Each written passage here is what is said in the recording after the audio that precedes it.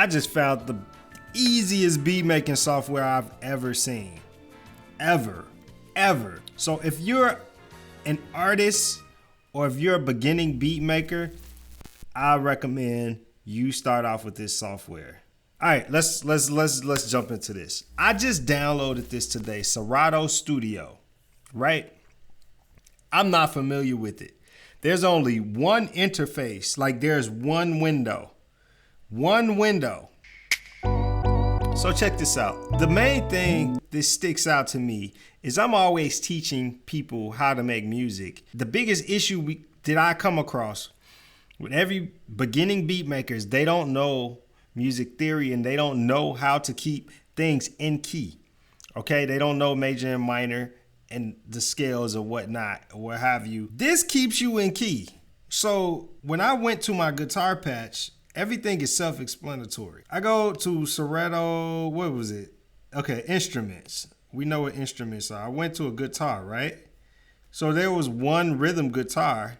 You drag it into the window. They call them decks. So you create a deck, right?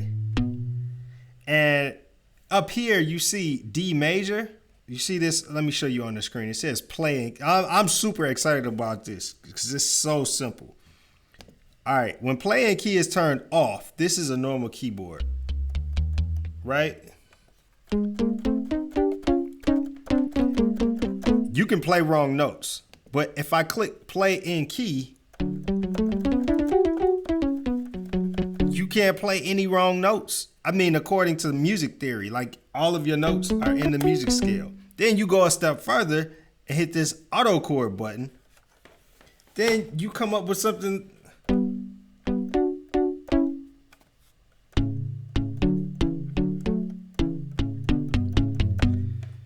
What? Yo. All right, so I laid that down. Let's see.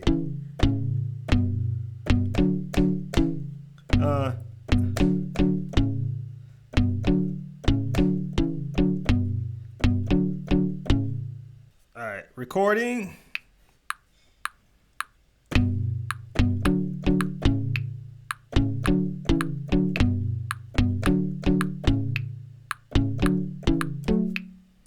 And then I'll make that 4 bars. So I click this minus, goes to 4 bars. Now I got my loop. That's crazy, man. So then I was like, okay, what about drums? So I go to my deck and I just simply like this Sunny D percussion, this snap came straight from Splice. I had my Splice window up. I took it. You can just take it and drag it right in. Programming your drums is super simple. You look at the squares, right? Here's your sound. You go across and just click where you want the snap to fall.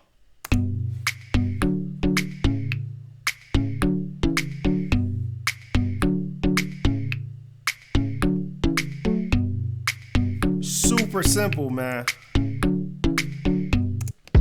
And then let's say we want to put a bass into that, right? Let's close that out. So I'll go back to instruments. Let's click on bass. They have some dope stock. I wouldn't call them stock sounds. They're not stock sounds, but they have a very good library of sounds, very good choices. So now we have our bass. We have play and key selected. So we can't play any wrong bass notes.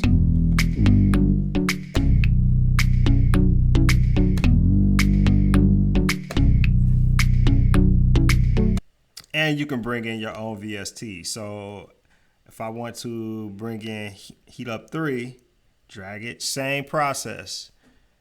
Same exact process. Heat up 3 is there. Let's try Iggy bass. Same thing, it still works. Like the play in key is still active.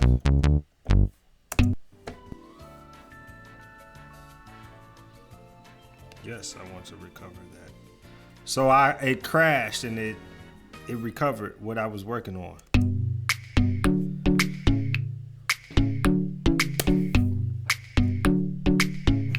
So what was I saying? The keyboard works too. The keypad on my Surface Pro. If I don't have a MIDI controller, I can just go ahead and use the keypad. That's dope. All right, so let's record this bass.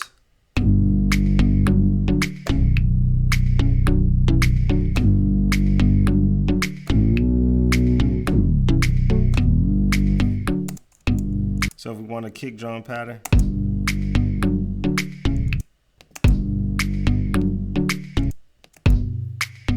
Let's go to the last bar. So if you click the 4 twice, it'll loop that 4th bar.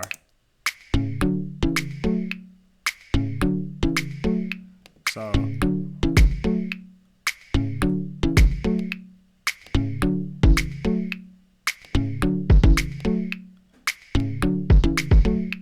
yeah.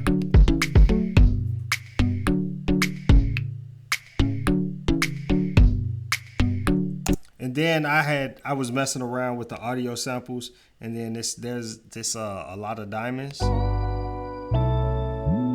I got lucky; it was already in the same key. So what I did was I selected all. I mean, I'm not familiar with any of this. It's so obvious. Take this, drag it back.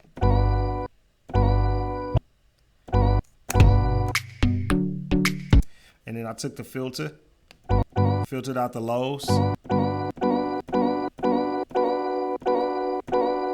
Then I came down here, I added some delay. I actually want to add, I think, delay on the entire track as a whole would be here. Yup, so at the beginning, it was like this. Lengthen that out.